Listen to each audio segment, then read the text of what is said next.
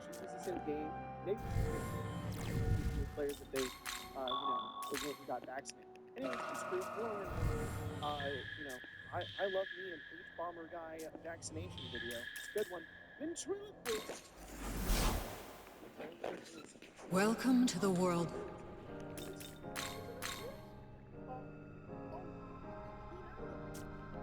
felt it was happening. I felt the sound waves come out of my chest. That was a scary power. You think that it was wow. So this really helped me if you're a bard or a lord, a sorcerer, or a paladin. You can speak better than your lips. Do you think I'm gonna do it? I can't do that. I can try, but I'll try to do this next part. You can throw your voice on your sheesh. Welcome to. You can throw your voice in. You wish to learn. Throw your voice when you speak. Here's the originating from any source that you can see within 20 feet of you. Actually, you can throw aliens at me. A suspicious creature is an action to attempt a wisdom insight check. Tested by your charisma, deception, with every test check equals or exceeds your own. Determines the true source. Like the speech is a fun little tease. I've never known anybody to want to play a ventriloquist character in D&D, but this seems like an insanely good ability. I can see players just think about it. Okay, I'm gonna say, you suck. I'm gonna say you suck. I'm gonna make you trying to say you suck instead. And just roll the inside check. I guess I just have to go. I'm rogue. It works. That guy said it's such a adventurer player thing to do is to just shift blame of nonsense to somebody else so that you don't get in trouble for it. Fantasy parties, at least in TRPG games, just want to prank people so bad. That's just what they want to do. They want to go in, they want to have endless money, look hot as hell, and then be like, I didn't do that, that guy did that, and then they get away with it. And it's like, that was Dungeons and Dragons. Blind fighting. Well, this one doesn't have many views, it seems. There's a lot of that. Blind fighting. Prerequisite. Proficiency, perception, skill, extensive darkness. In some cases, effective blindfold. Allow you to hold your remaining senses to a razor's edge. This specialized combat training has granted you the ability to perceive your surroundings in ways others Return. imagine. You feel a blindside after. Oh, good golly gosh, I love Well, look who. That's a good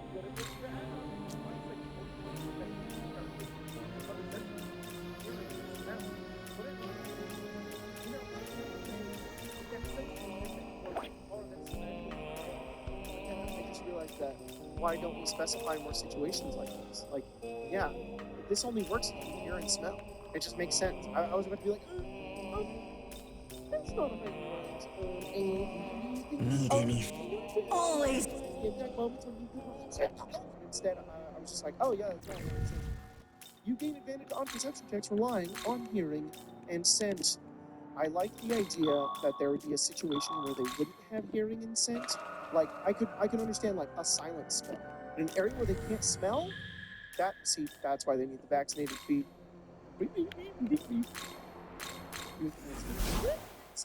Whipmaster. Whoa! Whipmaster. Talking about ours. The whip. Prerequisite requires dexterity 13 or higher and proficiency with a whip. What these feel like, besides the vaccinated one, what these feel like these are cope. So this is what I always say about the lowest rated homebrew stuff, is a lot of them are a player who really wanted to have something, and their DM was like, you can't do that. And they were like, I'm gonna win a feat where I can do that. And it's really stupid. Hear me out. These to me feel the same, but they're executing it a little better. These are the ideas where the DM was wrong. The DM was right in the lowest rated, and then the DM was wrong in this situation where they were like, man, a whip sucks a lot. A 1d4 damage in 2014, not too great. They were a little better. But in 2014, it's not too good. What if there was a cool feat that made me better at whips? The DM's like, well, there isn't. And they were like, Witness as fine. I smite this aberration and blot out That's his what sin these from feel. the So earth. a little bit of cope, in my opinion, but I think they're executed pretty well. Whipmaster, you have mastered the ways of the whip and the intricacies of such an exotic weapon. Okay, ooh, a little bit of 3.5 coming back to haunt there. You gain a +1 bonus to attack rolls you make with a whip. Well, that's kind of like a fighting style. Maybe this should just be a fighting style. Maybe the Whipmaster should not be a fighting style. Maybe it should be a feat. No, I don't even think it should be official feat. This works really well as a homebrew feat. Wow, it's really hard. Great job, Jacob. You connected the dots and made a circle. When you hit with a melee attack using a whip, you deal an additional 1d4 damage of whatever type the whip deals. Nice. While you are, I'm imagining with bludgeoning damage, that's probably just like a bolus or a flail. A long flail. Yeah, like a whip, but you've got like things on the end of it. That's long flail, right? While you are wielding a whip, other creatures provoke an opportunity attack from you when they enter your reach. That's a little, I mean, full-on master term. That makes it Sentinel, though. I mean, it's already like that in the 2014. It's quite strong new board, but you know, fine. And you have advantage on ability checks and attacks made to disarm or grapple enemy enemies using a whip as a part of the check or attack. I think we'll be used to this feat in our Ice Building game because I'm remembering this. So I'm thinking. I really went, I don't know, maybe it should be a fighting style. I don't know, maybe it should be a feat. Maybe it should just be, maybe it's a good homebrew feat. I mean, you're criticizing it. And I fully just let Kobe, I was just like, go ahead. Take it, go. Have the be the Whipmaster. Okay, these have all been really good. And I think for our last one here, we got Tangle Burning at both ends, which has a lot of views. Like, it has the most views.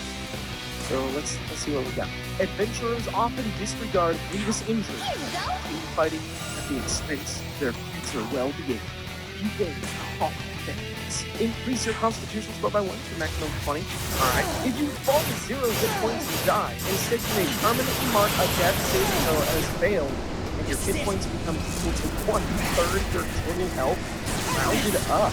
If all death saving throws are marked as failed, then your character dies and cannot be resurrected outside of the divine intervention. That ability specifically, or like as a concept.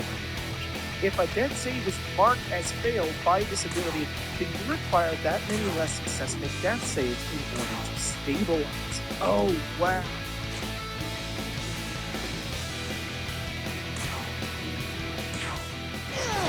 Earn more with high-yield cash from Robinhood Gold.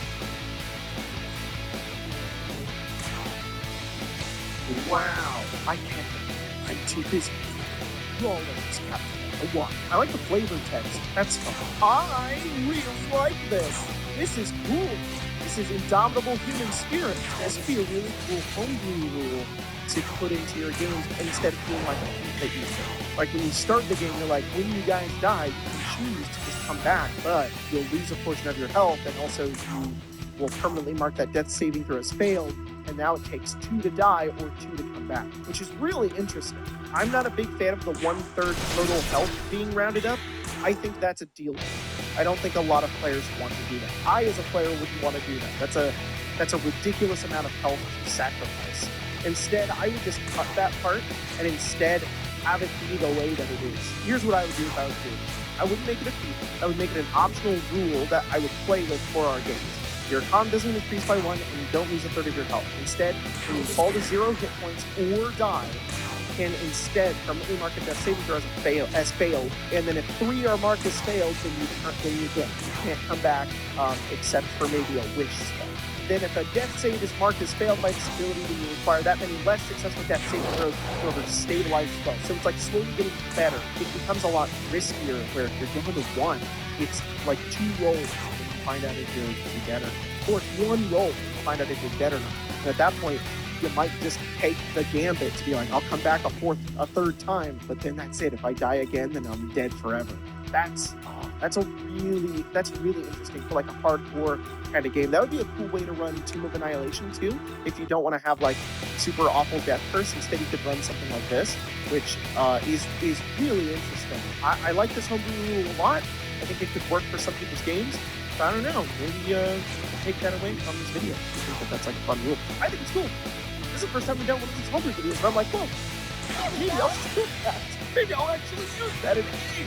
Maybe I'll use that for the Tomb of Annihilation game I'm currently running offline with some friends where I set it in Magic the Gathering Pixel. I don't know, it's kind of fun. Anyways, this has been really fun. It's enjoyable with the proper piece. I'm having a good time reading some of the awesome creations that people have made. So get me some more of this, let me know. And also, keep an eye out for the Redone Delve episode. It's going to be quite slappy. It's quite Pathfindery. I like Pathfinder. Okay, bye.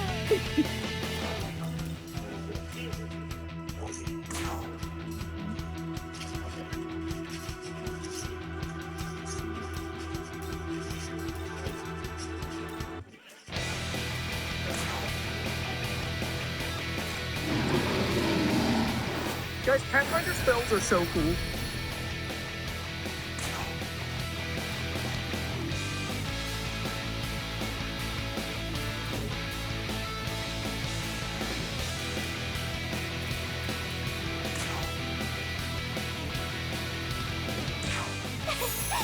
This one's for you. Here.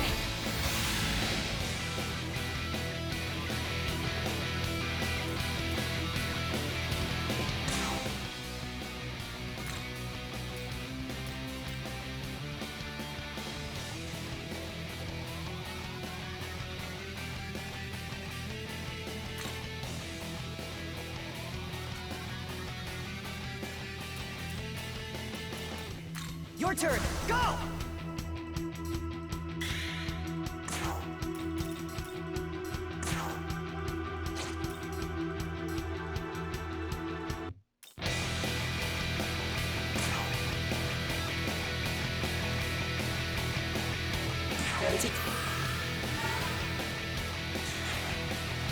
There. Ha!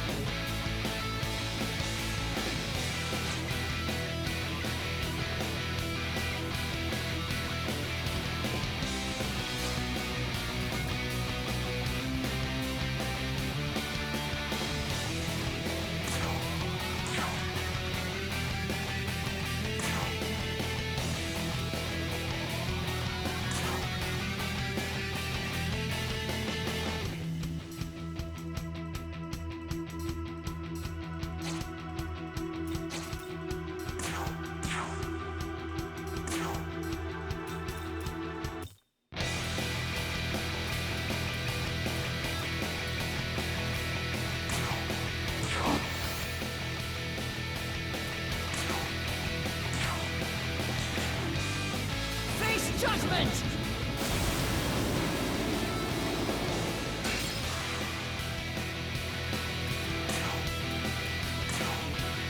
You ready?